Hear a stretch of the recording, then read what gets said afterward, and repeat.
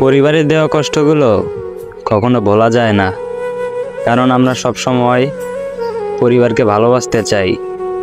সবচেয়ে বেশি ভালোবাসার জায়গা থেকে আঘাত পেলে সেই ক্ষতটা অমৃতকাল আর মোছে না।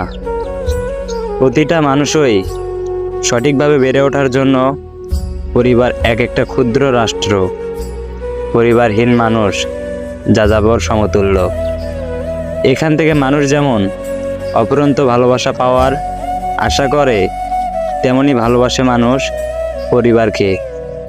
একটা চিরন্তন সত্য বলি, যদি কোনো মানুষ কখনো ভালোবাসার গভীরে পৌঁছে যায়, হোক সেটা কোনো প্রাণী অথবা পরিবারের মতো জায়গা, আর সেখান থেকে যদি প্রতিদানে আঘাত পায়, সে আঘাত সত্যিই ভুলে থাকার মতো নয়। কোনো মানুষই প্রথমত এটা ভাবে না যে কোনো একদিন পরিবার থেকেও আঘাত পেতে হবে। আসলে জন্মগতভাবে কোনো কিছুর প্রতি মানুষের ভালোবাসার সৃষ্টি হওয়ার পর কেউই এমনটা ভাবে না, অথচ সেই জায়গা থেকে যখন জীবনের সবচেয়ে বড় আঘাত পায়, জীবনকে নতুন করে ভাবতে হয়, নতুন করে বেঁচে থাকার জন্য।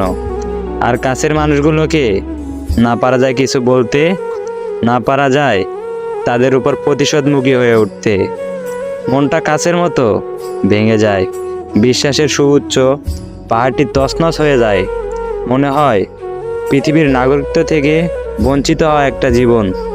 বারবার কাছের মানুষগুলোর প্রতারণা ওপারের কথা মনে করিয়ে দেয়।